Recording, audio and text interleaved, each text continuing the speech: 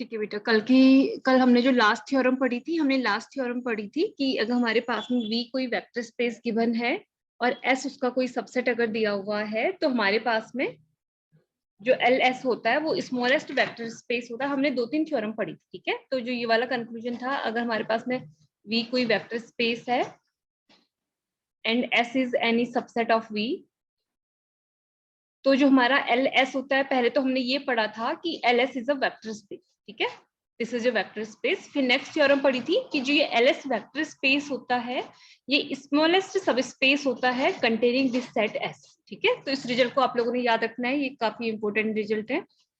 अब next theorem करते हैं।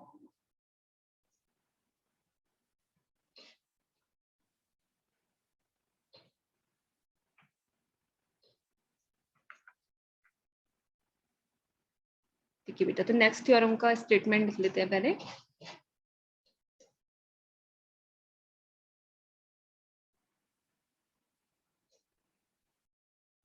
Let VF is a vector space. Let VF is a vector space and W1 and W2 are its subspaces. ये given है, ठीक है, are its subspaces. इसमें हमें प्रूफ करना है, then prove that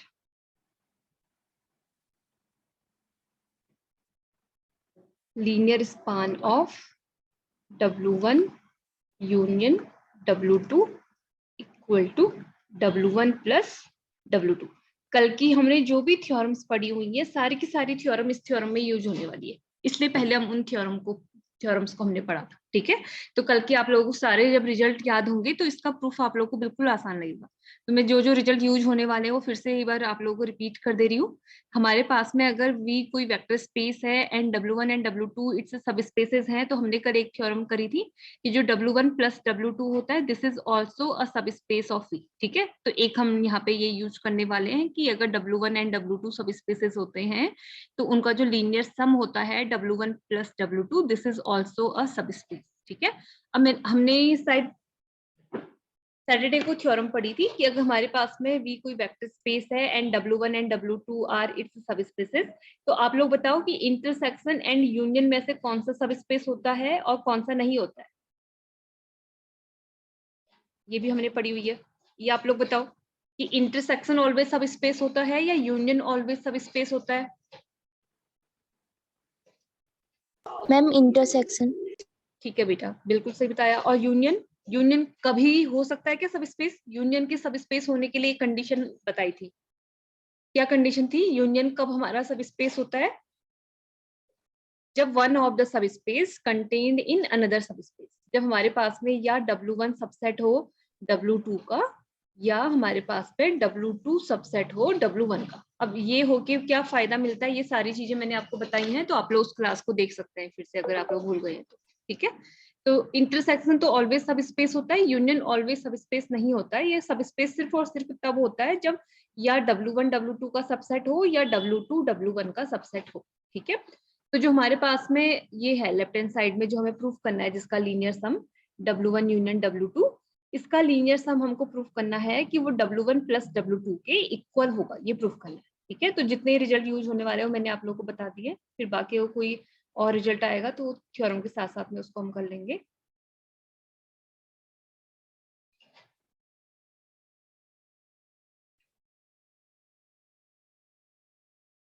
आप लोग जो रिजल्ट हम प्रूफ कर लेते हैं अगर उनको याद रखेंगे, तभी जो नेक्स्ट थ्योरम आती है वो उसमें प्रीवियस रिजल्ट हमारा यूज होता है, ठीक है। इसलिए हमें रिजल्ट याद होनी चाहिए।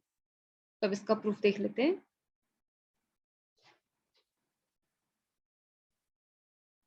इसमें हमें गिवन है VF is a vector space, ठीक है, and W1 and W2 are its subspaces. Given है V is a vector space, VF is a vector space, and हमें गिवन है W1 and W2 are its subspaces, and W1 and W2 are subspaces of V, are subspaces of V, ठीक है, तो हमको proof करना है linear sum of W1 union W2 equal to W1 plus W2। बेटा आप लोग इसमें अपना आंसर रिप्रेजेंटेशन जितना अच्छा करोगे लीनियर अलजेब्रा में उतने अच्छे मार्क्स मिलते हैं। इसलिए मैं आप लोगों को क्लास में भी गिवन फिर टू प्रूफ ऐसे इसलिए लिखाती हूँ। तो इसके बाद एग्जाम में आप लोगों ने लिखना चाहिए टू प्रूफ के अंदर जो हमें प्रूफ करना है उस स्टेटमेंट को लिख लेंगे, फिर हम यहाँ से प्रूफ स्टार्ट करेंगे। ठीक है, तो आप लोग बताओ कि अगर W1 एंड W2 सब स्पेसेस ऑफ V होते हैं तो हमें पता है कि W1 प्लस W2 सब स्पेस ऑफ V होता है। ठीक है, तो इसका क्योंकि W1 प्लस W2 यहाँ पे प्रूफ में राइट हैंड साइड में आ रहा है कहीं ना कहीं पे, तो उस प्रॉपर्टी का कुछ यूज हो सकता है, तो लिख लेते हैं उसको। ठीक है, तो लिख लेते हैं this implies that W1 plus W2 is a subspace of V, is a subspace of V। अब क्यों रीजन भी लिख देते हैं, बिकॉज लीनियर सम ऑफ सब स्पेसेस इज ऑलवेज अ सब स्पेस। ठीक है, रीजन लिख देंगे सिंस लीनियर सम ऑफ सब spaces, since linear sum of subspaces is always a subspace, is always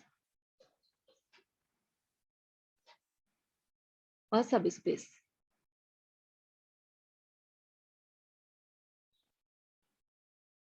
ठीक है, तो अब इसमें हमने लिखना है। अब एक चीज बताना आप लोग मुझे, अगर ये सपोज कर लेते हैं let alpha is any element of W1।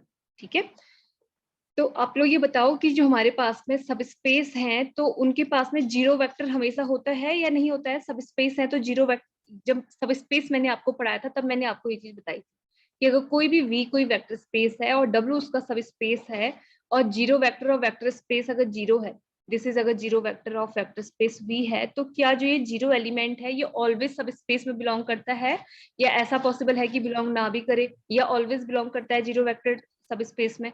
Ma'am करेगा ऑलवेज। क्यों ऑलवेज बिलोंग करता है? तो क्या इसके बाद हम ये लिख सकते हैं, हमने सपोज किया let alpha belongs to W1, तो हमें पता है कि इसको इरेज कर लेते हैं पहले,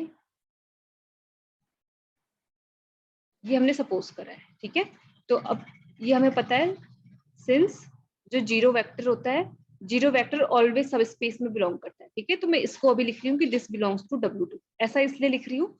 तो अगर हम अल्फा प्लस जीरो वेक्टर, ये ऑलवेज अल्फा के ही तो इक्वल होगा ना, अगर किसी भी वेक्टर में हम जीरो वेक्टर को ऐड भी कर देंगे तो वो उसी वेक्टर के इक्वल आएगा। देखिए देखो यहाँ पे जो ये अल्फा है ये W1 का एलिमेंट है और जो जीरो है वो W2 का एलिमेंट है, तो क्या यहाँ पे मैं ये लिख सकती हूँ this alpha belongs to W1 plus W2। बस मुझे ये दिखाना था कि अगर अल्फा W1 में बिलोंग करता है तो अल्फा W1 प्लस W2 में भी बिलोंग करता है, इसलिए मैंने अल्फा को अल्फा प्लस जीरो वेक्टर लिखा, क्योंकि यहाँ पे जो ये अल्फा है this belongs to W1 and this zero vector belongs to W2। ठीक है, तो it means we can say alpha belongs to W1 plus W2। ठीक है, ये चीज समझ में आई आपको? हमने कंसीडर किया था अल्फा बिलोंग्स टू W1, इसको इक्वेशन 1 लिख लेते हैं, और हमने ये दिखा दिया है कि alpha belongs to W1 plus W2। तो कल मैंने सबसेट दिखाने का क्राइटेरिया आपको बताया था कि अगर कोई एलिमेंट W1 में बिलोंग करता है और वही एलिमेंट W1 प्लस W2 में भी बिलोंग करता है, तो इट मींस वी कैन से W1 is subset of W2. Sorry, W1 is subset of W1 plus W2. W1 plus W2.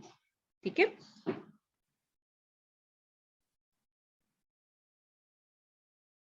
W1 plus W2। तो हमारे पास में आ गया W1 is subset of W1 plus W2। ठीक है, तो सिमिलरली अगर एक कोई एलिमेंट हम ये सपोज कर लें कि बीटा बिलोंग्स टू W2, तो उसके लिए भी हम सेम रिजल्ट को लेके आ सकते हैं। ठीक है, तो उसको सिमिलरली करके लिख लेंगे। सपोज कर लेते हैं late beta belongs to W2, तो इस केस में हम ये ले लेंगे कि जीरो वेक्टर बिलोंग करेगा W1 में। ठीक है, तो हमारे पास में हम इस बीटा को लिख सकते हैं जीरो वेक्टर प्लस बीटा लिख सकते हैं। ठीक है, तो अब यहाँ पे जो बीटा है ये W1 का एलिमेंट है and this is element of W2, तो it means beta belongs to W1 plus W2। ठीक है, कंसिडर किया था beta belongs to W1 and हमने प्रूफ कर दिया beta belongs to W1 plus W2। तो इसको लिख लेते हैं इक्वेशन 3 एंड इसको लिख लेते हैं इक्वेशन 4। ठीक है, तो from equation 3 and 4, from equations 3 and 4 by definition of subset है बेटा, ठीक है। अगर हमारे पास में कोई बीटा एलिमेंट था, W2 में बिलोंग कर रहा था, वही एलिमेंट W1 प्लस W2 में भी बिलोंग कर रहा है, तो इट मीन्स जो ये W2 सेट है वो हमारा सबसेट होना चाहिए W1 प्लस W2 का, ठीक है। तो इस इक्वेशन को लिख लेते हैं जो हमने पहले प्रूव करी थी, इसको लिख लेते हैं इक्वेशन 5 और इसको लिख लेते हैं इक्वेशन 6, ठीक है। तो अब देखिए हमारे पास में इक्वेशन 5 में क्या है, इक्वेशन 5 में हमारे पास में है कि W1 सबसेट है W1 प्लस W2 का। सबसेट होने का मीनिंग क्या होता है कि W1 प्लस W2 W1 के ऑल एलिमेंट्स को कंटेन करता है, ठीक है। एंड यहाँ पे इक्वेशन 6 में है कि W2 सबसेट है W1 प्लस W2 का। It means W1 plus W2 contains all elements of W2, ठीक है। तो आप लोग ये बताओ कि जो W1 प्लस W2 है वो W1 के भी सारे एलिमेंट्स को कंटेन करता है, W2 के भी सारे एलिमेंट्स को कंटेन करता है। तो इक्वेशन 5 एंड 6 की हेल्प से क्या हम ये लिख सकते हैं कि W1 plus W2 W1 union W2 के और एलिमेंट्स को कंटेन करेगा। यही तो यूनियन की डेफिनेशन होती है। देखो इक्वेशन 5 एंड 6 की हेल्प से लिख रहे हैं, from equation 5 and 6, from equations 5 and 6 हमारे पास आ गया, क्योंकि W1 सबसेट है W1 प्लस W2 का, W2 भी सबसेट है W1 प्लस W2 का।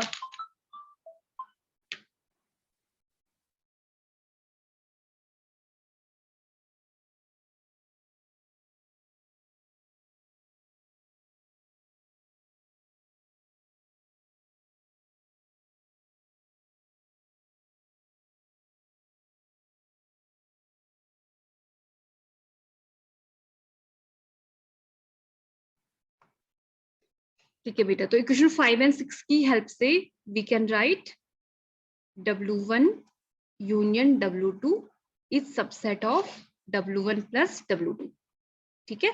इस वाले स्टेप पे कोई डाउट है? ये बहुत इंपॉर्टेंट स्टेप है, क्योंकि W1 हमारा जो ये W1 प्लस W2 है W1 के सारे एलिमेंट्स को कंटेन करता है, W2 के भी सारे एलिमेंट्स को कंटेन करता है। तो it means this W1 plus W2 also contains all elements of W1 union W2, ठीक है। इक्वेशन 5 एंड 6 को अगर हम कंबाइन करेंगे तो उसको हम यूनियन की फॉर्म में लिखेंगे, ठीक है।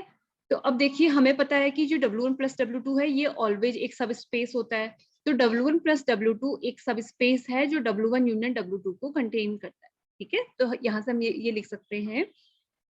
और कल जो हमने एक थ्योरम पढ़ी थी, हमने एक थ्योरम पढ़ी थी कि अगर हमारे पास में V कोई वेक्टर स्पेस है और S उसका कोई सबसेट है, तो जो उसका लीनियर स्पान होता है वो स्मॉलेस्ट सब स्पेस होता है जो इस सेट को कंटेन करे, ठीक है। इट मीन्स जो LS होता है वो स्मॉलेस्ट सब स्पेस होता है जो S को कंटेन करे, ठीक है। तो इक्वेशन 7 में हमारे पास में क्या आया है कि W1 प्लस W2 एक सब स्पेस है जो W1 यूनियन W2 को कंटेन करता है। देखिए हमें पता है कि जो इसका लीनियर स्पान आएगा, ठीक है। हमें पता है कि since we know that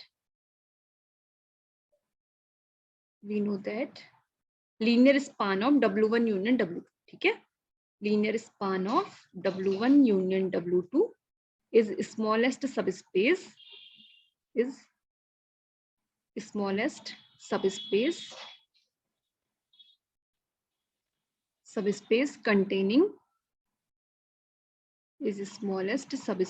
containing इसको इरेज कर देते हैं,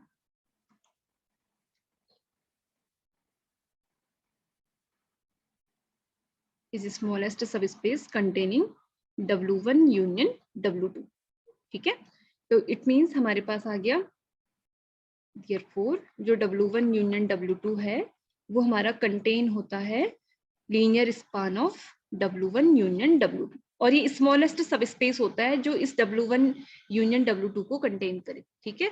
तो अब आप लोग मुझे बताइए कि हमारे पास में यहाँ पे हमने बोला है कि W1 प्लस W2 ऐसा सब स्पेस है जो W1 यूनियन W2 को कंटेन करता है, लेकिन ये स्मॉलेस्ट सब स्पेस है। जैसे आप लोग ना एक डायग्राम से समझो, ठीक है। जैसे एक वेन डायग्राम से अगर मैं आप लोग को समझाने की कोशिश करती हूँ, अगर हमारे पास में ये W1 यूनियन W2 है, अगर ये कोई सेट, ठीक है, ये है अगर W1 यूनियन W2,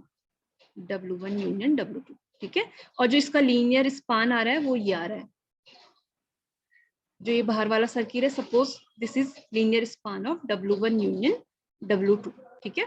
देखिए हमें पता है कि जो W1 यूनियन W2 है इक्वेशन 7 की हेल्प से ये W1 प्लस W2 में कंटेन करता है, लेकिन ये स्मॉलेस्ट तो ये होता है linear span of W1 union W2, तो जो W1 प्लस W2 जो सब स्पेस रहा होगा वो इसके भी बाहर आएगा। अंदर आ सकता है क्या, कोई पॉसिबिलिटी है अंदर आने की? अंदर आने की पॉसिबिलिटी नहीं है, क्योंकि जो linear span of W1 union W2 है, हमें पता है कि ये स्मॉलेस्ट होता है। ये स्मॉलेस्ट होता है, तो अगर W1 यूनियन W2 को कोई और सब स्पेस कंटेन भी अगर करता है तो W1 यूनियन W2 से बड़ा होना चाहिए, छोटा नहीं हो सकता, क्योंकि स्मॉलेस्ट तो linear span of W1 union W2 होता है ना। हमें पता है, हमने कल पढ़ा था कि अगर S कोई सबसेट है तो जो उसका लीनियर स्पान LS होता है वो स्मॉलेस्ट सब स्पेस होता है कंटेनिंग सेट S। ठीक है, तो यहाँ से इक्वेशन 7 एंड 8 से हम ये लिख सकते हैं क्या, from equation 7 and 8, from equation 7 and 8 कि हमारे पास में जो ये W1 यूनियन W2 है, ठीक है, मैं पूरा लिख दे रही हूँ, सबसेट है हमारे पास में linear span of W1 union W2 का, लेकिन स्मॉलेस्ट, ये स्मॉलेस्ट सब स्पेस होता है जो इसको कंटेन करे। अगर कोई और भी कंटेन करता है तो पक्का वो इससे बड़ा होना चाहिए। ठीक है, तो this is subset of W1 plus W2 लिखेंगे। अब जिस चीज की जरूरत है सिर्फ उतना रिजल्ट लिख रही हूँ, linear span of W1 union W2 subset of W1 plus W2। ठीक है, इसको इक्वेशन ए सपोज कर ले रही हूँ। अब बताओ कि इक्वेशन ए तक आप लोगों को समझ में आया है, या किसी भी स्टेप पे कोई डाउट है तो आप लोग पूछ लो इक्वेशन ए तक।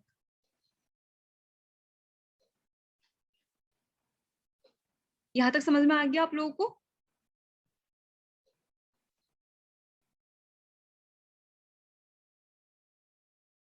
बेटा थ्योरम ना मैथ्स में मैं ये नहीं चाहती कि मैथ्स से आप लोग याद करके चीजों को पढ़ो। मैथ्स अगर समझ के पढ़ोगे तो आप लोगों को खुद से एग्जाम में, क्योंकि इतनी थ्योरम्स होती हैं तो सारे प्रूफ तो याद नहीं रखे जा सकते ना।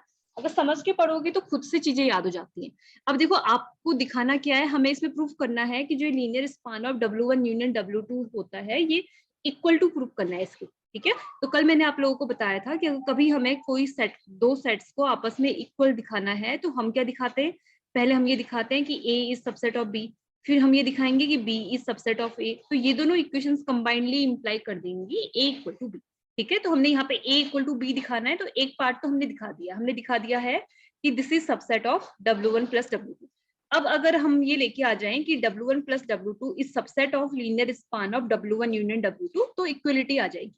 ठीक है, ये चीज मैं दोबारा से रिपीट कर रही हूँ, लेकिन ये चीज आप लोगों को बिल्कुल याद हो जाना चाहिए कि कभी भी दो सेट्स को कभी आपस में इक्वल दिखाना है तो आप लोग कैसे प्रोसीड करोगे। आप ये करोगे कि पहले A सबसेट ऑफ B दिखाओगे, फिर B सबसेट ऑफ A दिखाओगे, और अगर ये हम दिखा देते हैं तो वहां से प्रूफ हो जाता है कि A इक्वल टू B। ठीक है, तो हमने एक पार्ट तो कर दिया है, अब दूसरा ये दिखाएंगे कि this is subset of linear span of W1 union W2। ठीक है, अब देखो सबसेट दिखाने के लिए मैंने आप लोगों को बोला था, अगर कभी हमें A subset of B proof करना है तो हम सेट A का कोई एलिमेंट कंसीडर करते हैं और ये दिखाने की कोशिश करते हैं कि वो एलिमेंट B में भी बिलोंग करता है। तो यहाँ पर भी हम यही काम करने वाले हैं, कोई आर्बिट्रेरी एलिमेंट कंसीडर करेंगे इस W1 प्लस W2 का और ये दिखाएंगे कि वो बिलोंग करता है लीनियर स्पान में। ठीक है, तो वहां से प्रूफ हो जाएगा। तो अब सपोज कर लेते हैं कि let alpha belongs to W1 plus W2। तो जो W1 plus W2 सेट होता है, इसके एलिमेंट किस टाइप के होते हैं, इसके एलिमेंट होते हैं इस टाइप के, A plus B टाइप के, जहां जो ये A है वो बिलोंग करता है W1 से और B बिलोंग करता है W2 से। ठीक है, बाय डेफिनेशन ऑफ लीनियर सम हमने ये लिखा हुआ है। ठीक है, तो हमारे पास में A बिलोंग कर रहा है W1 में, B बिलोंग कर रहा है W2 में। ठीक है, अब हमें इसमें दिखाना है कि W1 plus W2 is subset of linear span of W1 union W2 दिखा। तो आप लोग मुझे ये बताओ कि क्या मैं इसको ऐसे लिख सकती हूँ, जो ये एलिमेंट अल्फा है इसको हम ऐसे लिख सकते हैं 1 into A plus 1 into B। ठीक है, और एक और चीज लिख रही हूँ, वहां मेरे ख्याल से इक्वेशन 6 तक पहुंचे थे,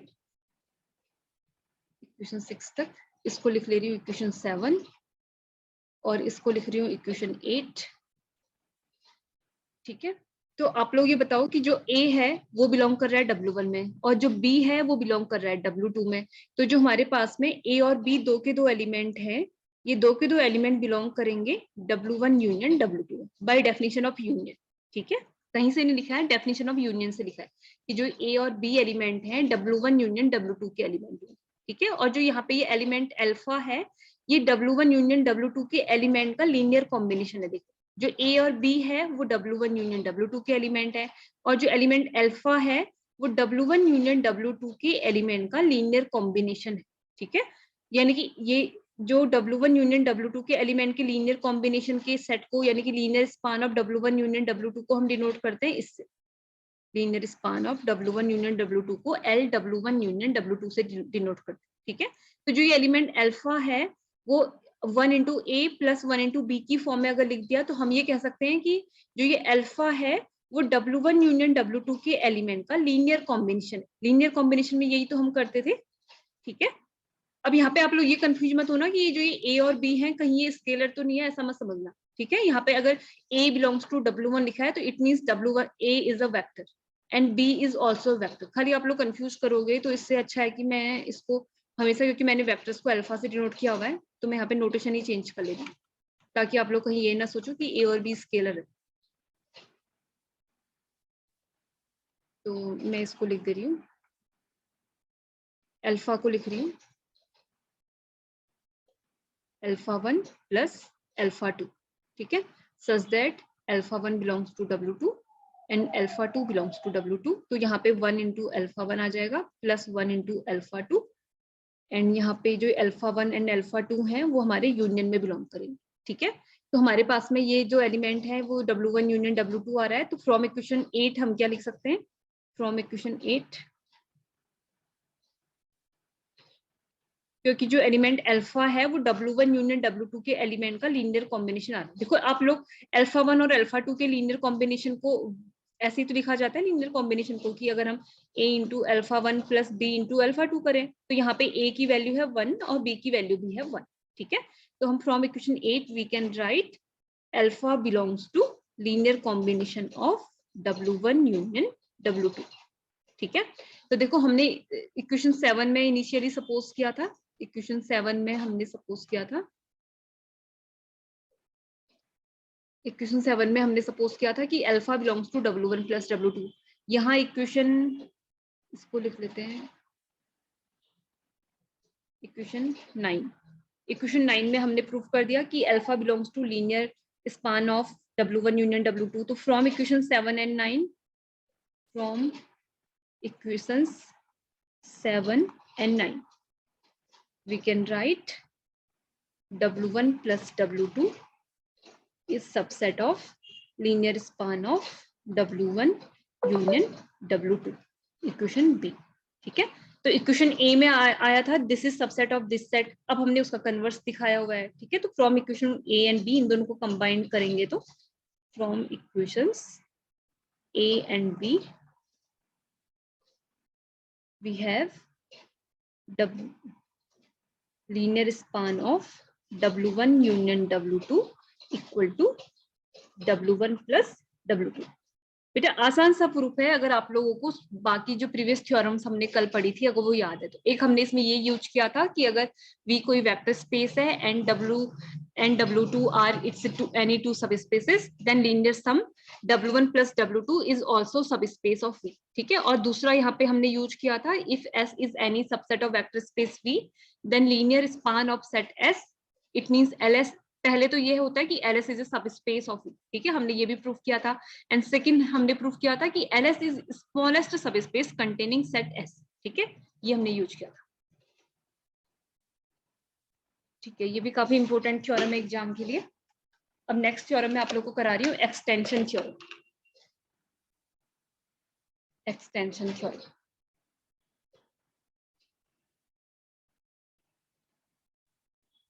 एक्सटेंशन थ्योरम, इसका नाम एक्सटेंशन थ्योरम क्यों है आप लोगों को स्टेटमेंट से समझ में आ जाएगा, ठीक है। इसका जो स्टेटमेंट है, स्टेटमेंट होता है let V is a vector space, V is a finite dimensional vector space, ठीक है। Let V is a finite dimensional, let V is a finite dimensional vector space, then every linearly independent set, then every, beta li का meaning linearly independent, then every linearly independent set is either a part of basis, either a part of basis, either a part of its basis लिख लेते हैं, either a part of its basis or can be extended or can be extended to a basis of V, to a basis of V, ठीक है, vector space V। तो हमारे पास में अगर V कोई वेक्टर स्पेस दिया हुआ है और हमें ये कोई सेट चेक करने के लिए दिया हुआ होगा कि वो लीनियरली इंडिपेंडेंट सेट है या डिपेंडेंट सेट है, ठीक है बेटा। सबसे पहले बताओ कि फाइनाइट डायमेंशनल वेक्टर स्पेस का मीनिंग क्या होता है। दो टाइप के वेक्टर स्पेस होते हैं, finite dimensional vector space and infinite dimensional vector space. Finite dimensional vector space है तो इट मींस इसका क्या फाइनाइट होता है कि इसको हम फाइनाइट डायमेंशनल वेक्टर स्पेस बोलते हैं। बताओ, इसमें बहुत सारे बच्चे कंफ्यूज होते हैं, इसको फाइनाइट डायमेंशनल बोलने का मीनिंग क्या होता है। कुछ चलिए पहले आप लोग आंसर दीजिए तब मैं बोलूँ। पहले आप लोग बताइए कि आप लोग, हाँ बेटा बताओ। फाइनाइट मींस उसके फाइनाइट एलिमेंट होते हैं। बेटा क्या होता है? फाइनाइट नंबर ऑफ एलिमेंट्स होते हैं, इसलिए इसको फाइनाइट डायमेंशनल वेक्टर स्पेस बोलते हैं। Yes ma'am. ठीक है, इसके लिए आप लोगों को मैं एक एग्जांपल दे रही हूँ, ठीक है। वेक्टर स्पेस को अगर हम आर स्क्वायर आर ले लें, ठीक है, तो ये कितने डायमेंशनल वेक्टर स्पेस मैंने आपको बताया था? टू डायमेंशनल वेक्टर स्पेस, ठीक है। और इसका बेसिस अगर हमें स्टैंडर्ड बेसिस लिखना है तो मैंने स्टैंडर्ड बेसिस लिखना भी सिखाया था आपको। इसका स्टैंडर्ड बेसिस होता है 1 0 एंड 0 1। तो और जबकि आर स्क्वायर के अंदर तो कितने एलिमेंट पॉसिबल है? A B such that A and B belongs to R.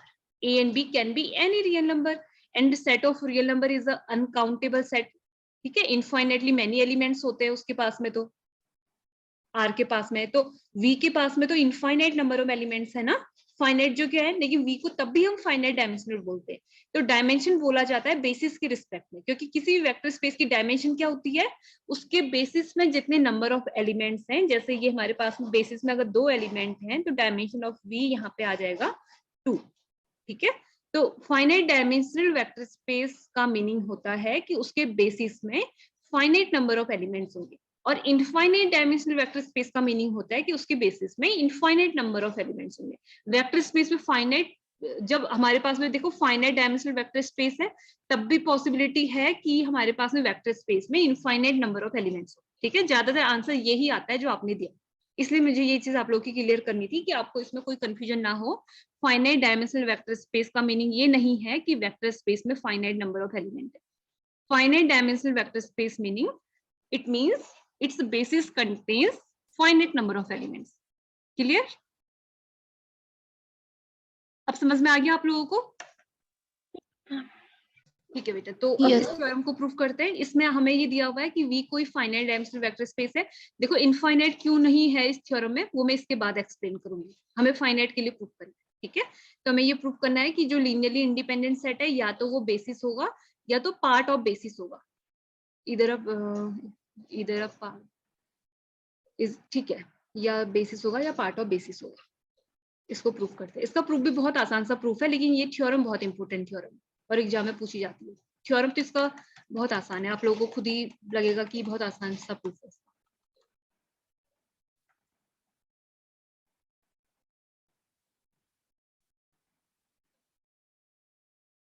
तो इसमें हम सपोज कर लेते हैं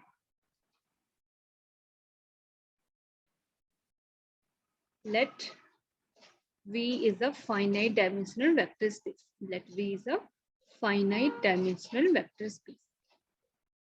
Finite dimensional vector space. अब फाइनाइट डायमेंशनल वेक्टर स्पेस है तो इट मींस जो ये वेक्टर स्पेस है इसकी जो डायमेंशन होगी वो फाइनाइट रही होगी, ठीक है। और सपोज कर लेते हैं N dimension of V equal to n suppose कर लेते हैं, ठीक है। अब आप लोग मुझे ये बताओ कि किसी भी वेक्टर स्पेस की बेसिस की डेफिनेशन क्या होती है, कौन सा सेट बेसिस बनाता है, कौन सी दो प्रॉपर्टी जब उस सेट के पास होती है कि वो बेसिस बनाता है, बताइए। अगर इस वेक्टर स्पेस V का बेसिस B है तो उसको हम बेसिस कब बोलते हैं, वो कौन सी दो प्रॉपर्टी को सेटिस्फाई करता है कि हम B को बेसिस बोलते हैं?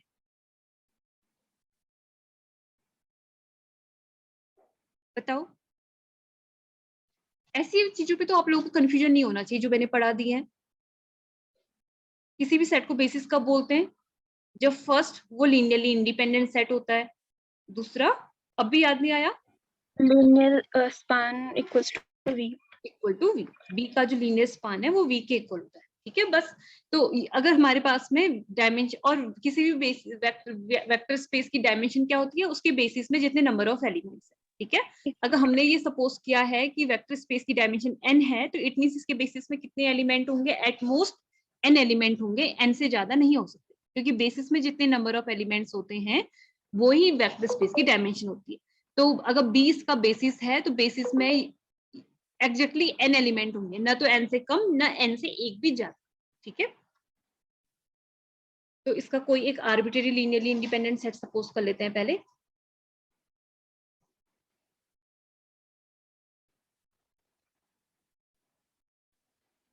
अब सपोज कर लेते हैं इसमें लेट s इक्वल टू α1 α2, इसमें m एलिमेंट सपोज कर लेते हैं, is a linearly independent set, is a linearly independent set, ठीक है।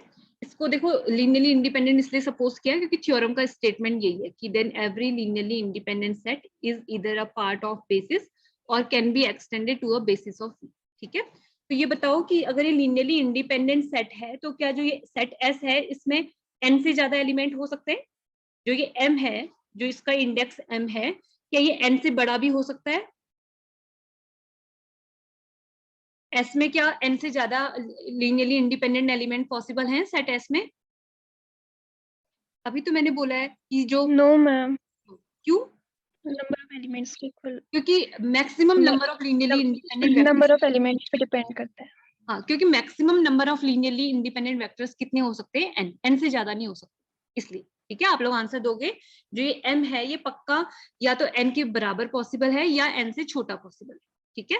n से बड़ा हो ही नहीं सकता क्योंकि ये अगर n से बड़ा हो गया तो ये लीनियरली डिपेंडेंट सेट हो जाएगा, ठीक है। तो हमने सपोज किया कि is a linearly independent set, तो उसके बाद हम लिखेंगे दिस इंप्लाइज दैट जो ये m है, m हमारे पास में क्या होगा, या तो n के बराबर होगा, ठीक है, या n के बराबर होगा या n से छोटा होगा। देखो ये less than equal to m का मीनिंग है या तो ये n के बराबर हो सकता है या उससे छोटा, लेकिन जो ये m है ये कभी भी n से बड़ा नहीं हो सकता, ठीक है, क्योंकि ये लीनियरली इंडिपेंडेंट सेट है। अगर ये m n से बड़ा हो गया तो वो लीनियरली डिपेंडेंट सेट बन जाता है, ठीक है।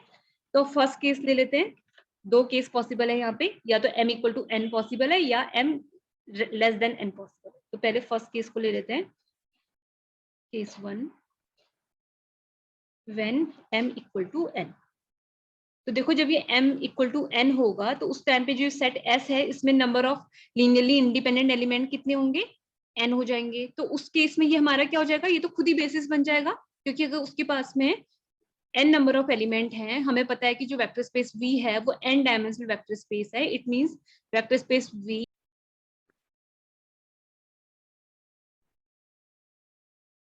बेटा स्क्रीन विजिबल है? Yes ma'am. Yes ma'am. ठीक है, तो जब m इक्वल टू n होगा तो जो सेट S है, क्या सेट S को हम बेसिस कह सकते हैं? जब m और n, जब जो सेट S है उसमें अगर n लीनियरली इंडिपेंडेंट एलिमेंट है तो वो बेसिस हो जाएगा या नहीं होगा? बेसिस होने के लिए एक तो लीनियरली इंडिपेंडेंट होना चाहिए, दूसरा स्पान करना चाहिए। लेकिन अगर कभी उसके पास में n एलिमेंट है तो मैंने आपको बताया था कि वो वेक्टर स्पेस को स्पान करता है। फाइनाइट डायमेंशन के केस में गारंटी होती है कि वो वेक्टर स्पेस को स्पान करता है, ठीक है। तो जब हमारे पास में जो सेट S है उसमें m नंबर ऑफ एलिमेंट है तो पक्का इस टाइम पे हमें प्रूफ करने की जरूरत ही नहीं है, ठीक है। When m equal to n, तो उस केस में जो सेट S है वो बेसिस बन जाएगा, ठीक है। When m equal to n, then set S is itself a basis, then set S is itself a basis of V. क्यों उसका बेसिस होगा? क्योंकि उसके पास में n number of linearly independent elements आ गए। ठीक है, अब दूसरा केस है, उसमें थोड़े 1-2 स्टेप हमें लिखने होंगे जब m strictly less than n होगा। ठीक है, अब केस 2 देख लेते हैं। Case 2, when m is strictly less than n, when m is strictly less than n। ठीक है, तो हमारे पास में जो सेट S है उसमें जो बेसिस में जितने एलिमेंट होने चाहिए उससे कम एलिमेंट है। ठीक है, हमारे पास में जो सेट S है, मैं यहाँ पे फिर से लिख लेती हूँ, उसमें हमने सपोज किया हुआ है alpha 1 alpha 2 up to Son alpha m को हमने सपोज किया है। ठीक है, तो अब अगर हम ये सपोज करते हैं दैट बीटा कोई एलिमेंट वेक्टर स्पेस का सपोज कर लेते हैं। ठीक है, let beta is any element of vector space V। अब आप लोग मुझे बताओगे अगर जो ये बीटा है, अगर जो बीटा है, if beta is not belongs to linear span of set S, तो आप लोग ये बताओ कि अगर beta linear span of set S, LS में क्या होते हैं? All possible collection of linear combination of set S होता है, LS होता है। ठीक है, और जो बीटा है S के जो पॉसिबल लीनियर कॉम्बिनेशन है उनमें बिलोंग नहीं करता है। तो बीटा हमारे पास में, अगर इस सेट में अगर मैं बीटा को इंक्लूड कर दूंगी तो जो न्यू सेट बनेगा, ठीक है मैं उसको लिख भी दे रही हूँ, तो अब जो न्यू सेट बनेगा अगर मैं उसको S1 से डिनोट करूं, बीटा उसमें बीटा 1 लिख ले रही हूँ मैं इसको, beta 1 alpha 1 alpha 2 up to Son alpha m। ठीक है, देखो मैंने कंडीशन आपको दी है कि if beta does not belongs to linear span of set S, तो आप लोग मुझे बताओ कि जो सेट S1 है ये लीनियरली इंडिपेंडेंट होगा या लीनियरली डिपेंडेंट होगा? विथ रीजन आप लोगों ने बता दिया। लीनियरली डिपेंडेंट क्यों नहीं होगा और इंडिपेंडेंट क्यों होगा? चलो मैं पहले ये पूछ लेती हूँ कि अगर बीटा हमारा बिलोंग करता है LS में, तो तब ये क्या होता? अगर beta belong, beta it means फिर आप लोग क्या बोलते कि जो ये सेट है जिसके पास में ये एलिमेंट है, इस सेट का कोई एक एलिमेंट जो बीटा है उसके बाकी अदर एलिमेंट्स का लीनियर कॉम्बिनेशन है। तो मैंने आप लोगों को एक थ्योरम कराई थी कि अगर कोई भी सेट है वो लीनियरली डिपेंडेंट सेट है, तो उस सेट का अगर हम कोई भी एक एलिमेंट लेते हैं वो उसके बाकी एलिमेंट्स का लीनियर कॉम्बिनेशन होता है। कराई थी ना थ्योरम? मैंने आप लोग को ये थ्योरम 2 स्टेटमेंट में कराई थी। बोला भी था कि कभी ये इस फॉर्म में पूछी जाती है कि one of the vector is linear combination of its preceding vector, और कभी सिंपली आती है कि हमारे पास में अगर कोई लीनियरली डिपेंडेंट सेट है तो उसका कोई भी एक सेट अपने बाकी वेक्टर्स का लीनियर कॉम्बिनेशन होता है। तो अगर बीटा बिलोंग करता लीनियर स्पान ऑफ S में, ठीक है, अगर बीटा बिलोंग करता LS में, तो S1 उस केस में क्या होता? LD हो जाता, लीनियरली डिपेंडेंट सेट होता। मेरी बात समझ में आ रही है आप लोगों को कि अगर हमारे पास में बीटा अगर बिलोंग करता लीनियर स्पान में, तो उस केस में जो सेट S1 है वो लीनियरली डिपेंडेंट होता। क्यों होता? मैंने आप लोगों को रीजन बता दिया क्यों होता, क्योंकि हमें पता है कि अगर कोई लीनियरली डिपेंडेंट सेट है तो उस सेट का कोई भी वेक्टर अपने बाकी एलिमेंट्स का लीनियर कॉम्बिनेशन होता है। ठीक है, तो हमारे पास में, क्योंकि हमने यही सपोज किया है, लेकिन हमने ये लिखा है कि if beta does not belongs to linear combination of set S, ठीक है, if beta does not belongs to LS, तो उस केस में अब S1 सेट कैसा हो जाएगा? सब कुछ तो मैंने बता दिया है, तो फाइनल आंसर तो आप लोग बताओ। तो अगर बीटा हमारे पास में हमने सपोज किया कि बिलोंग नहीं करता है linear span of set S में, तो जो सेट S1 अब फॉर्म हुआ है ये लीनियरली इंडिपेंडेंट होना चाहिए, लीनियरली इंडिपेंडेंट। इंडिपेंडेंट होना चाहिए। ठीक है, क्योंकि सिर्फ सारी चीजें डिपेंड कर रही है इस पे, क्योंकि बीटा बिलोंग कर रहा है, बिलोंग नहीं कर रहा है linear span of set S में। सिर्फ इस वजह से हम ये कह पा रहे हैं कि जो सेट S1 है वो भी लीनियरली इंडिपेंडेंट होगा। ठीक है, तो इसके बाद हम लिखेंगे then S1 is a linearly independent set, is a linearly independent set। जो ये सेट S1 है ये बेसिस कब होगा? अब अगर इसमें नंबर ऑफ एलिमेंट्स n हो जाएंगे, ठीक है, इसमें अगर total number of elements n हो जाएंगे तो ये बेसिस होगा। अगर अभी भी n से कम होंगे तो फिर और हम ऐसे ही काम करेंगे। ठीक है, तो इसके नीचे लिख दे रही हूँ, इफ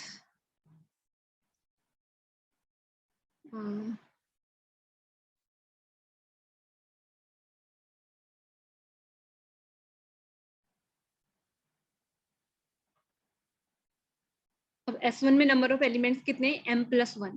ठीक है, अब अगर यहाँ पे जो m+1 है वो अगर n के इक्वल होगा इस केस में, if m+1 equal to n, तो उस केस में हमारे पास में जो सेट S1 है, then set S1 is a basis of vector space V, ठीक है। लेकिन जरूरी नहीं है, अगर ये अभी भी छोटा ही रह गया है, जरूरी क्या है क्यों बराबर आ जाए। एंड इफ m+1 अभी भी छोटा है n से, ठीक है, then we proceed same above, ठीक है, जैसे हमने ऊपर किया है वैसे ही उसको प्रोसीड करेंगे। तो अगेन हम क्या सपोज करेंगे, again suppose that, again suppose β2 belongs to V, ठीक है। β2 वेक्टर स्पेस V का कोई दूसरा एलिमेंट सपोज कर लेते हैं, और ये वो एलिमेंट ऐसा है, यहाँ पे भी β1 होना चाहिए। And if β2 does not belongs to linear span of set S1, ठीक है। अब अगर अगेन ये linear span of set S1 में बिलोंग नहीं कर रहा है, तो अब जो मैं सेट फॉर्म करूंगी वो क्या होगा आप लोग बताओगे। तो जो अगेन S2 सेट अगर हमें मिलता है,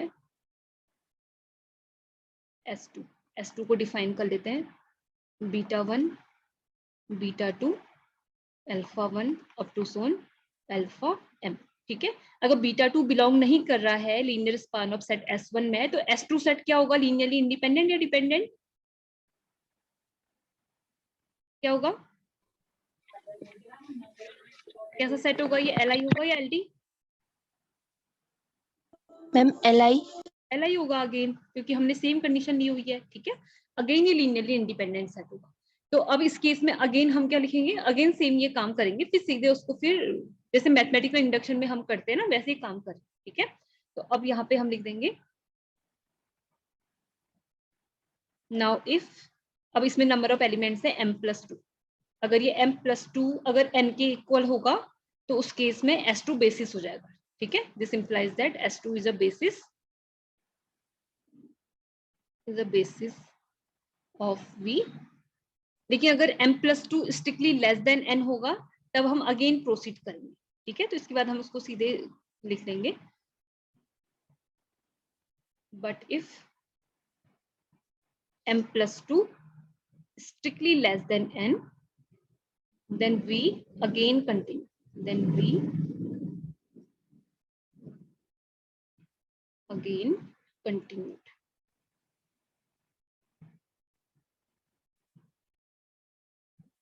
ठीक है। तो बाय प्रोसीडिंग सिमिलर स्टेप्स, तो ऐसे करके क्या होगा, देखो बेटा, पहले हमने β1 को उसमें डाला, फिर β2 को डाला, फिर जैसे ही जो ये सेट S है इसमें n number of linearly independent vectors हो जाएंगे, आ जाएंगे, तो वो बेसिस बन जाएगा। पहले स्टेप में β1 को डाला, फिर β2 को डाला, अगर उसमें जिस स्टेप में उसमें number of linearly independent elements n linearly independent vectors आ जाएंगे, वो बेसिस बन जाएगा, ठीक है। तो अब इसको अब हर स्टेप, इतने सारे स्टेप तो हम लिखेंगे नहीं, तो इसको सीधे लिख देंगे कंक्लूड करके, ठीक है। तो इसके बाद हम लिखेंगे hence by proceeding above steps, by proceeding above steps,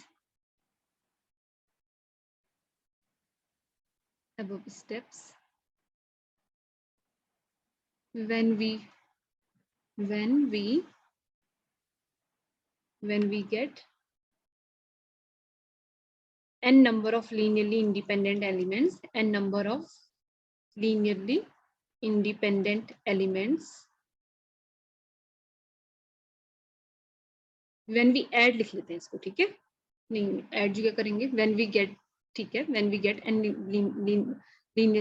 n number of linearly independent vectors लिखना है इसको, n number of linearly independent vectors in set S, then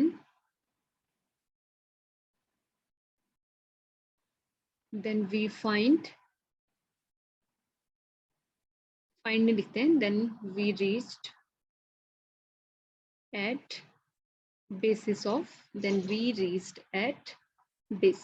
vector space V, ठीक है, तो हमारी ये थ्योरम यही थी कि अगर हमारे पास में V कोई वेक्टर स्पेस है और S उसका कोई लीनियरली इंडिपेंडेंट सेट है, तो जो ये सेट S है या तो ये पार्ट ऑफ बेसिस होगा या इसको एक्सटेंड कर सकते हैं हम बेसिस तक। ठीक है, जैसे यहाँ पे हमने जो सेट S था उसमें m नंबर ऑफ एलिमेंट्स को कंसिडर करे थे, तो देखो जैसे यहाँ पे हमने S में number of elements m suppose करें अल्फा 1 अल्फा 2 अल्फा m तक, फिर इसके नेक्स्ट स्टेप पे हमने बीटा 1 को ऐड कर दिया, इसमें बीटा 1 को इसके अंदर डाल दिया, तो देखा जाए तो जो सेट S है वो बेसिस का ही तो पार्ट हो गया, क्योंकि जो ये एलिमेंट है अल्फा 1 से अल्फा m तक के जो एलिमेंट है ये तो ऑलवेज उस जो भी नया सेट हम फॉर्म करने वाले हैं, लेकिन जो सेट S के एलिमेंट है वो ऑलवेज नए सेट में आएंगे ही आएंगे, भले बीटा 1 पहली बार में आया, फिर बीटा 2 आ जाएगा, फिर बीटा 3 आ जाएगा, ऐसे करते करते जब हमें n number of linearly independent vectors मिल जाएंगे तो हम कहेंगे कि वो बेसिस बन गया। ठीक है, लेकिन हमेशा जो सेट S है, सेट S के तो सारे एलिमेंट्स वो नया सेट जो भी आएगा उसके पास में होंगे, तो इट मींस जो थ्योरम का स्टेटमेंट था वो हमारा प्रूफ हो गया कि जो ये लीनियरली इंडिपेंडेंट सेट है या तो ये बेसिस का पार्ट होता है, इधर it is a part of basis और it can be extended to a basis of vector space V। ठीक है, ठीक है बेटा, कुछ इंपॉर्टेंट पॉइंट्स हैं उनको लिख लेते हैं, फिर मैं आप लोगों को स्टैंडर्ड बेसिस लिखने बताऊंगी। कुछ पॉइंट्स आप लोग नोट कर लो। If V is a finite dimensional vector space, if V is a finite dimensional vector space, if V is a finite dimensional vector space, then V always has a basis। ठीक है, V always has a basis। अगर कोई हमारा finite dimensional vector space है तो उसके पास basis हमेशा होगा, लेकिन अगर इनफाइनाइट डायमेंशनल वेक्टर स्पेस है तो उसके पास गारंटी नहीं होती है कि उसका बेसिस हम लिख भी सकते हैं, नहीं भी लिख पा सकते। ठीक है, हमें पता ही नहीं रहता कि उसमें कितने नंबर ऑफ एलिमेंट्स हैं, क्या क्या आएंगे। जैसे मैं आप लोगों को एग्जाम्पल के लिए बताती हूँ, अगर आपके पास में जो वेक्टर स्पेस है वो वेक्टर स्पेस आपके पास में हो set of all continuous function. ठीक है, set of all continuous function, इसको वेक्टर स्पेस चेक करना ये आप लोगों के लिए होमवर्क है। इसको अगर आपने वेक्टर स्पेस चेक करना है तो आपने ये देखना पड़ेगा कि ये वेक्टर एडिशन के रिस्पेक्ट में एबिलियन ग्रुप है कि नहीं है, स्केलर मल्टीप्लिकेशन सेटिस्फाई करता है कि नहीं करता है, फिर जो लास्ट सी प्रॉपर्टी थी उसके अंदर भी 4 प्रॉपर्टीज को आपने चेक करना है। ठीक है, तो ये वेक्टर स्पेस होता है, set of all continuous function एक वेक्टर स्पेस होता है। अगर इसका हम बेसिस लिखने की सोचें, देखो इसके अंदर क्या क्या एलिमेंट आ सकते हैं, इसके अंदर 1 भी आ सकता है, ये कॉन्टिन्यूअस फंक्शन है, x भी आ सकता है, x स्क्वायर आ सकता है, x क्यूब आ सकता है। ऐसे ही हमें पता है कि sin x भी एक कॉन्टिन्यूअस फंक्शन होता है, sin 2x भी कॉन्टिन्यूअस होता है, ऐसे ही बहुत सारे आ जाएंगे। ऐसे ही कॉस फंक्शन भी हमारा कॉन्टिन्यूअस होता है, cos 2x भी कॉन्टिन्यूअस होता है। इट मींस आपके पास में देखो बहुत सारे ऐसे ही हैं, e की पावर x कॉन्टिन्यूअस होता है, e की पावर 2x कॉन्टिन्यूअस है। It means we have infinite number of continuous functions. तो b के अंदर हम क्या लिखें क्या ना लिखें हमें कुछ पता नहीं चल रहा है। ठीक है, b को हम एग्जैक्टली डिफाइन नहीं कर पाते हैं इनफाइनाइट डायमेंशनल वेक्टर स्पेस के केस में।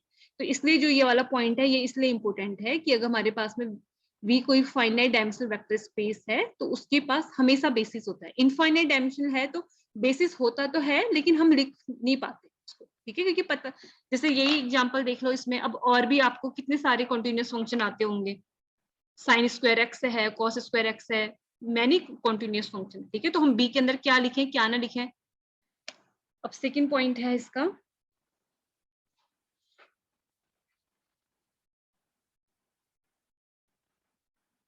अगर हमारे पास में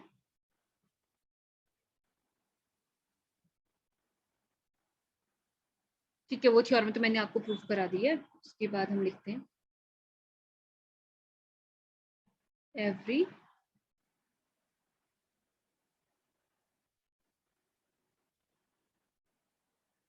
अगर हमारे पास में अगर कोई लीनियरली इंडिपेंडेंट सेट है, every linearly independent set containing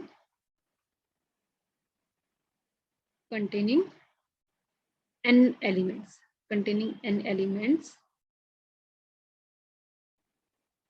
इस वाले पे मैं एक चीज ऐड कर दे रही हूँ, if v is a finite, चलो इसमें इसी सेकंड पॉइंट पे उसको ऐड कर दे रही हूँ, सेकंड में ही ऐड कर लेते हैं। अगर इसमें एक और चीज लिख लेना, इफ जो वेक्टर स्पेस है अगर उसकी डायमेंशन n है, if dimension of vector space is V, then every linearly independent set containing n elements is always basis. ठीक है, always basis होता है वो, उसमें आपको चेक करने की जरूरत नहीं है कि वो स्पान करेगा या नहीं करेगा.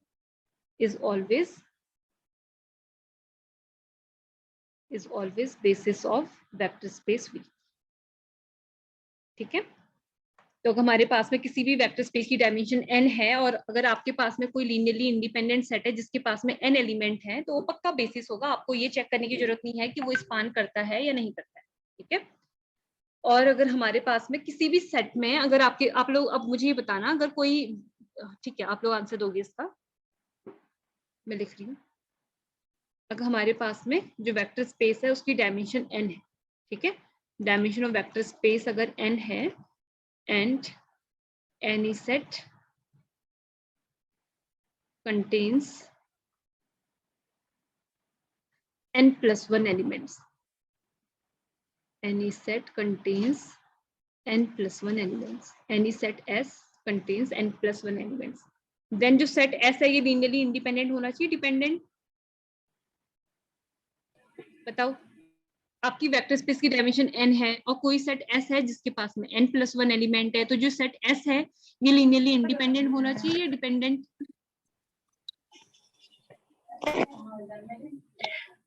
मैम इंडिपेंडेंट होने के लिए तो dimension of V must be equal to number of elements in basis. हाँ, तो यहाँ तो पे अगर दोनों इक्वल सेट S नहीं के पास होंगे में अगर n तो से ये ज्यादा डिपेंडेंट एलिमेंट होगा. है तो लीनियरली गारंटी होगी ना डिपेंडेंट कि वो लीनियरली डिपेंडेंट होगा, क्योंकि n से ज्यादा एलिमेंट है तो वो li तो हो ही नहीं सकता. अगर n से ज्यादा एलिमेंट आ गए, एक भी ज्यादा एलिमेंट आ गया तो वो पक्का लीनियरली डिपेंडेंट हो. ठीक है, समझ में आ गया ना? अगर n से कम होंगे ना बेटा, उसको हम बता नहीं पाएंगे कि वो लीनियरली इंडिपेंडेंट होगा या डिपेंडेंट, उसके लिए हम चेक करेंगे. देखिए अगर डायमेंशन n है और सेट S में n plus 1 एलिमेंट है तो चेक करने की जरूरत नहीं है, आंख बंद करके हम कह सकते हैं कि ये LD सेट होगा. ठीक है, देखिए उसके पास में n minus 1 एलिमेंट होते, यहाँ पे इसी वाली प्रॉपर्टी में अगर उसके पास में n minus 1 एलिमेंट होते तो लीनियरली डिपेंडेंट भी हो सकता था, वो चेक करना पड़ेगा. ठीक है, ये हमारे पास में हो गया. अब मैं आप लोगों को एक इंपॉर्टेंट टॉपिक पढ़ा रही हूँ, मीन्स ये आप लोगों को न्यूमेरिकल में काफी हेल्प करेगा. ठीक है, स्टैंडर्ड बेसिस लिख रहे हैं कुछ इंपॉर्टेंट वेक्टर स्पेस के. Standard basis and dimension of, standard basis and dimension of some vector spaces. Some vector spaces, कुछ एग्जांपल मैं बताऊंगी, फिर आप लोगों को जब समझ में आ जाएगा आप लोग मुझे आंसर दोगे. ठीक है, तो पहला एग्जांपल मैं ले रही हूँ, पहला वेक्टर स्पेस ले रही हूँ, set of real number over set of real number. इसके लिए आपने मुझे स्टैंडर्ड बेसिस बताना है. देखो लिखा कैसे जाता है आप लोगों को खुद में समझ में आ जाएगा. अगर R ओवर R है तो इसको मैं ऐसे लिखेंगे, हम इसको लिखेंगे, इसके अंदर ऐसे एलिमेंट होंगे A such that A belongs to R. ठीक है, यहाँ पे देखो वेक्टर्स भी जो हैं वो भी R के एलिमेंट है, जो फील्ड है वो भी R के एलिमेंट है. उसके बाद आप इसको लिख सकते हैं ऐसे A into 1 such that A belongs to R. अब यहाँ पे जो ये A है ये स्केलर वैल्यू हो गई, जो ये 1 है ये वेक्टर हो गया. ठीक है, वेक्टर यानी कि जो ये 1 है वैसे तो दोनों में ही बिलोंग कर रहा है, क्योंकि यहाँ पे फील्ड और वेक्टर V और F दोनों सेम सेट है. ठीक है, लेकिन यहाँ पे जो ये A है ये स्केलर वैल्यू है और 1 वेक्टर है. ठीक है, तो जो ये 1 यहाँ पे आ जा रहा है ना बेटा, तो ये हमारे पास में बेसिस हो. अब इसको बेसिस क्यों बोलते हैं ये भी मैं आप लोगों को एक्सप्लेन कर देती हूँ, क्योंकि बेसिस ऐसा सेट होता है जिसकी हेल्प से आप पूरा का पूरा वेक्टर स्पेस जनरेट कर सकते हो. सिंपल डेफिनेशन यही होती है, मैंने फर्स्ट डे आपको यही बताया था बेसिस में. बेसिस ऐसा सेट है जिसकी हेल्प से पूरा का पूरा वेक्टर स्पेस जनरेट किया जा सकता है. देखो अगर आपके पास में 1 है तो 1 की हेल्प से आप पूरा का पूरा R कैसे जनरेट कर सकते हो, आप जिस भी A से मल्टीप्लाई करोगे, यानी कि जो भी आप फील्ड की वैल्यू लोगे, जो भी स्केलर वैल्यू लोगे, अगर आपको √2 लेना है तो आप A इक्वल टू √2 ले लोगे और √2 से 1 से मल्टीप्लाई करेंगे तो हमें √2 मिल जाएगा. और अगर आपको इसको 1/2 को लाना है तो हम 1 को 1/2 से मल्टीप्लाई करेंगे. मीन्स आप सेट R का कोई भी एलिमेंट जनरेट कर सकते हो 1 की हेल्प से.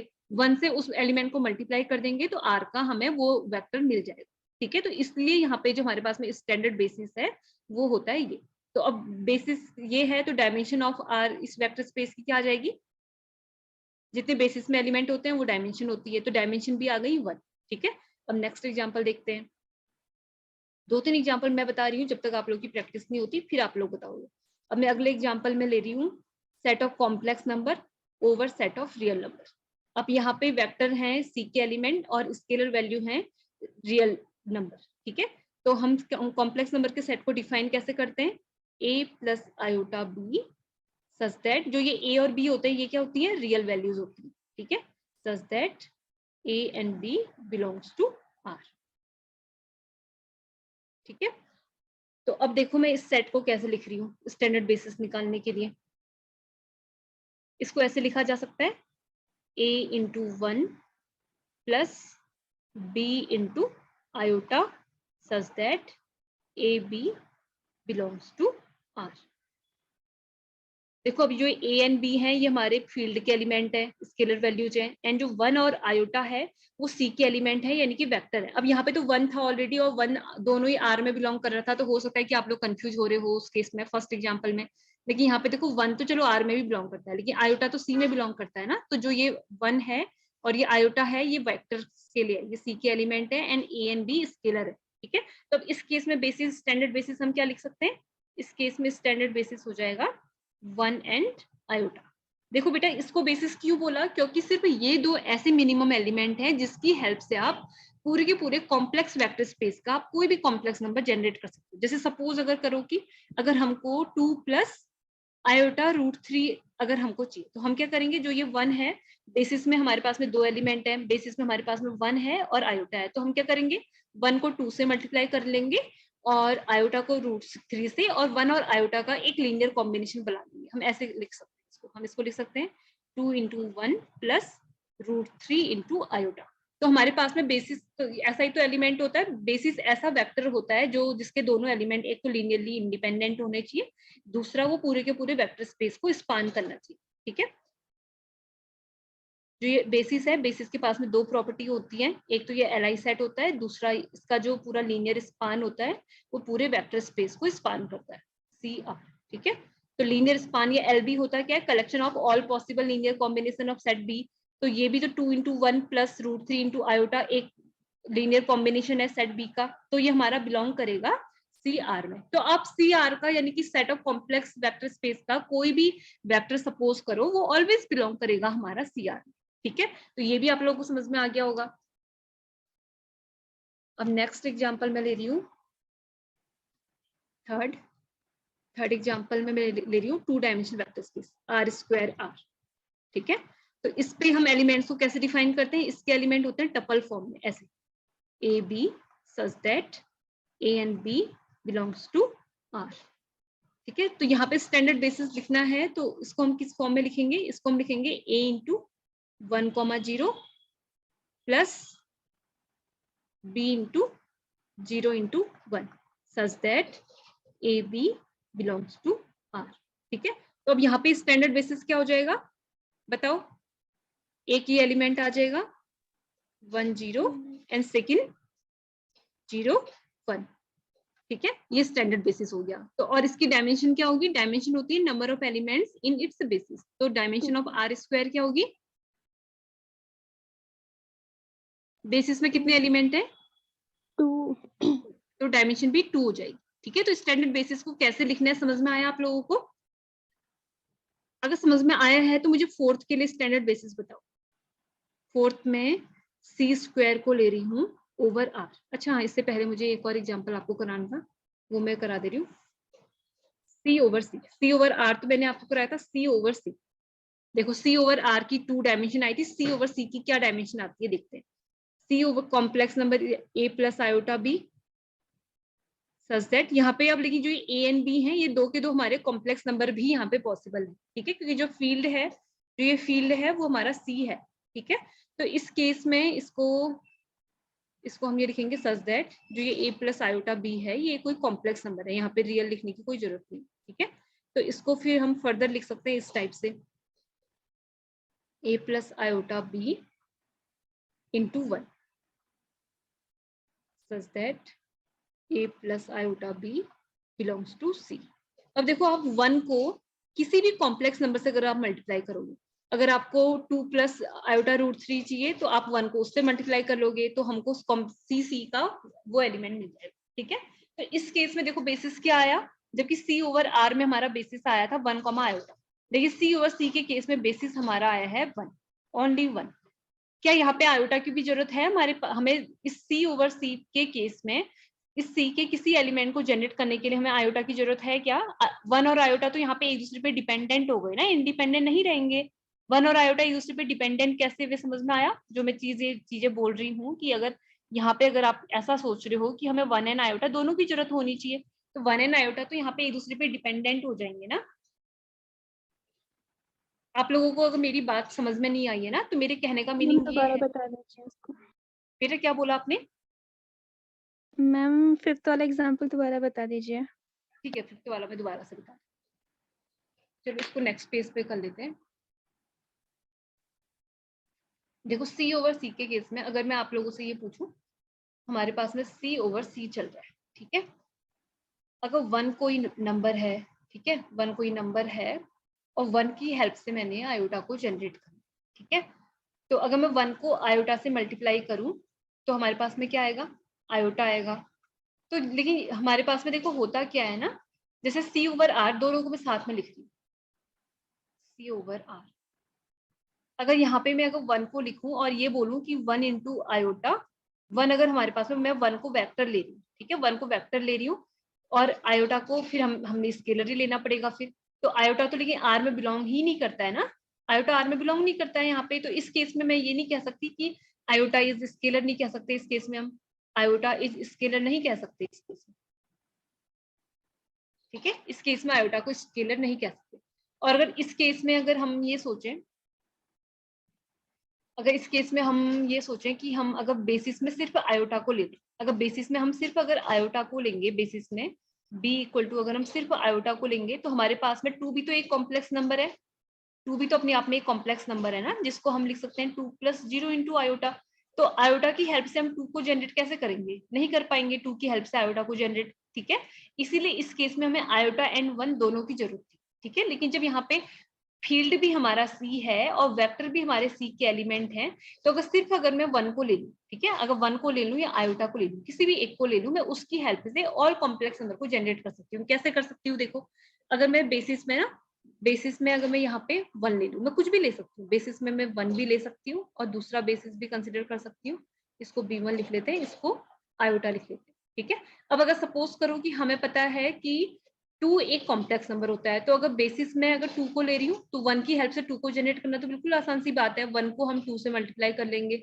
तो अब हमारे पास में क्या होता है, जो स्केलर मल्टीप्लिकेशन यानी कि a इंटू अल्फा बिलोंग करना चाहिए वेक्टर स्पेस में, ठीक है। तो यहाँ पे जो a है 1 है, 1 वेक्टर है, 2 स्केलर है क्योंकि 2 भी एक कॉम्प्लेक्स नंबर है तो फील्ड का एलिमेंट है, ठीक है। लेकिन अगर बेसिस में इस b2 को लूं तो मैं b2 की हेल्प से 2 को कैसे जनरेट करूंगी? देखो आयोटा को हम किससे मल्टीप्लाई करें कि 2 आ जाए, ठीक है। आयोटा को हम किससे मल्टीप्लाई करें कि 2 आ जाए हमारे पास में? अगर हम 2 इंटू आयोटा क्यूब, अगर मैं इस आयोटा को 2 इंटू आयोटा क्यूब से अगर मल्टीप्लाई करूंगी तो हमारे पास क्या आएगा? देखो 2 इंटू आयोटा की पावर 4, और आयोटा की पावर 4 क्या होती है? 1 होती है। तो ये 2 बिलोंग कर जाएगा सी में, ठीक है। क्योंकि जब आपके पास में फील्ड भी हमारा कॉम्प्लेक्स नंबर सी बन जाए तो उस केस में आप सिर्फ एक एलिमेंट की हेल्प से पूरे के पूरे कॉम्प्लेक्स नंबर को जनरेट कर सकते हैं। बेसिस वही तो मिनिमम सेट होता है जिसकी हेल्प से पूरा का पूरा वेक्टर स्पेस जनरेट हो जाए, ठीक है। तो इसीलिए अगर सी ओवर सी आता है तो उस केस में जो बेसिस है वो हमारे पास में आप 1 भी ले सकते हो या आयोटा भी ले सकते हो, लेकिन स्टैंडर्ड बेसिस की बात चल रही है तो हम 1 को लेंगे, ठीक है। वैसे बेसिस 2 की 2 पॉसिबल है। देखो सी ठीक ओवर है सी मैम। के केस में बेसिस था 1 एंड सी ओवर आर के केस में बेसिस होता है 1 कॉमा आयोटा। इस चीज में बच्चे बहुत गलती करते हैं बेटा, सी ओवर सी के केस में भी बेसिस हो ये लिख के आ जाते हैं। तो इसमें आप लोगों ने कंफ्यूज नहीं होना है कि सी ओवर आर में 1 और आयोटा दोनों की जरूरत क्यों है और सी ओवर सी के केस में सिर्फ एक की जरूरत क्यों है। क्योंकि बेसिस वो सेट होता है जिसकी हेल्प से आप पूरा का पूरा वेक्टर स्पेस जनरेट कर सकते हो, ठीक है। समझ में आया कि नहीं आया? आप लोग उसको खुद यस से मैम। सोचना, अगर फिर भी आप लोगों को कोई कंफ्यूजन रहेगा तो आप लोग कल की क्लास में पूछ लें। ठीक है, अब आप लोग इसका मुझे बेसिस बताओ।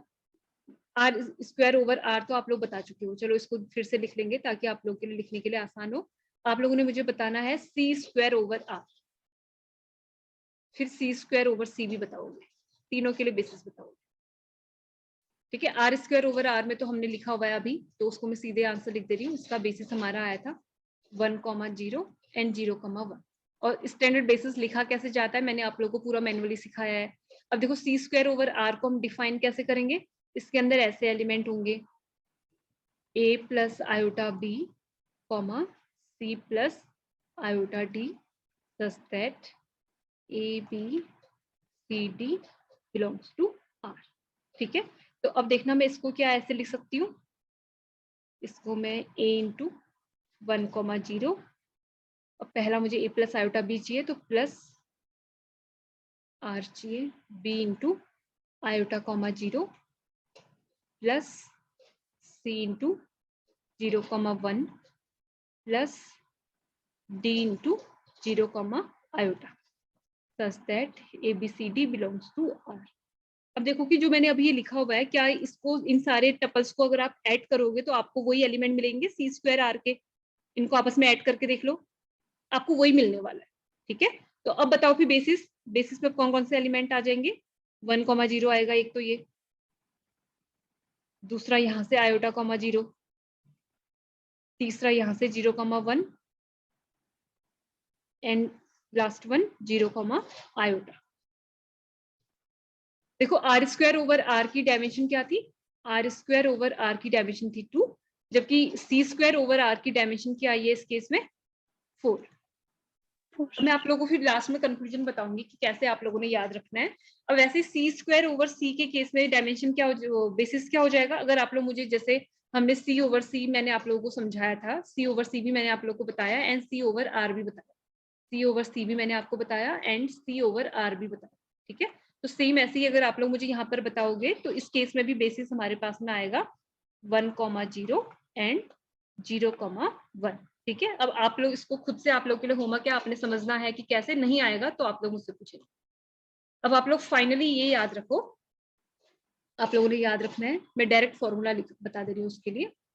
अगर हमारे पास में डायमेंशन ऑफ r की पावर n ओवर r है तो वो तो हमारे पास में n होती है ऑलवेज, और अगर सेट ऑफ कॉम्प्लेक्स नंबर के केस में अगर Cn ओवर r है तो Cn ओवर r अगर इसकी n है तो ये इसका ट्वाइस हो जाता है। जैसे वहां पे आर स्क्वायर के केस में आर स्क्वायर आर की थी 2 और सी स्क्वायर आर की थी 2 2 4, ठीक है 2n हो जाती है। और अगर यहीं पे ये dimension of c over c अगर पूछी जाती तो वो होती n। ठीक है, आप लोगों ने ये याद रखना है। अब नेक्स्ट है हमारे पास में जो वेक्टर स्पेस है, vector space V equal to है Pnx। ये Pnx क्या होता है, Pnx होता है collection of all polynomials of nth degree, collection of all polynomials of nth degree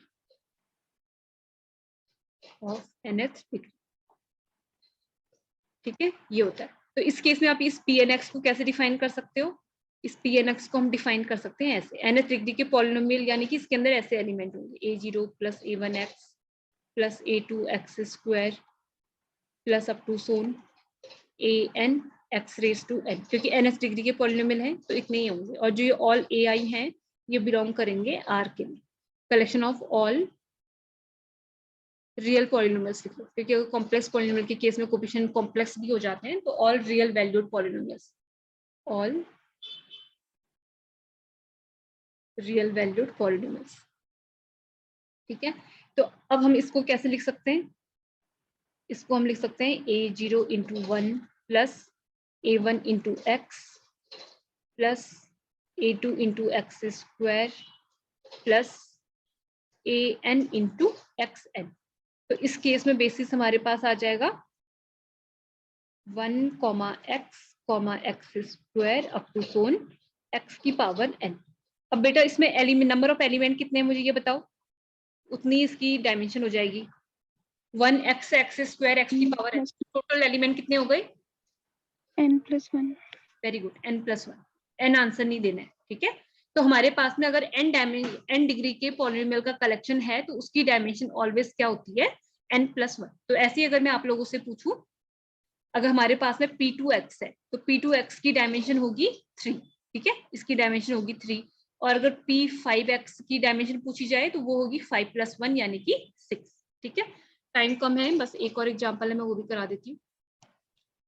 last है हमारे पास में vector space V equal to collection of all m cross n square matrices. नहीं, m क्रॉस n है तो rectangular matrices होंगी, ये rectangular matrices. अब इसके लिए मैं आप लोगों को सिंपलेस्ट एग्जांपल ले रही हूँ, m2 क्रॉस 3 का एग्जांपल ले लेते हैं, ठीक है। तो इसके अंदर कैसे एलिमेंट होते हैं, जिसमें 2 रो एंड 3 कॉलम होंगी। तो A B C ले लेते हैं, चलो इसको A11 ले लेती हूँ मैं, इसको A12, इसको A13, इसको लिख लेते हैं A21, इसको लिख लेते हैं A22, इसको लिख लेते हैं A23। तो आप लोग मुझे बताना कि क्या मैं इसका, बेटा मैं इसमें बेसिस 2 क्रॉस 3 के लिए भी ना बता के 2 क्रॉस 2 के लिए बता रही हूँ, 3 के लिए आप लोग खुद से ट्राई करोगे क्योंकि थोड़ा टाइम ज्यादा लग जाएगा उसमें। तो 2 क्रॉस 2 के लिए मैं बता रही हूँ। आप लोग क्या इसको ऐसे लिख सकते हैं, A11 1000 plus A12 0100 plus A21 0100 plus A22 0001, ठीक है। तो इस केस में बेसिस हमारा आ जाएगा 1000 0100 0010 0001,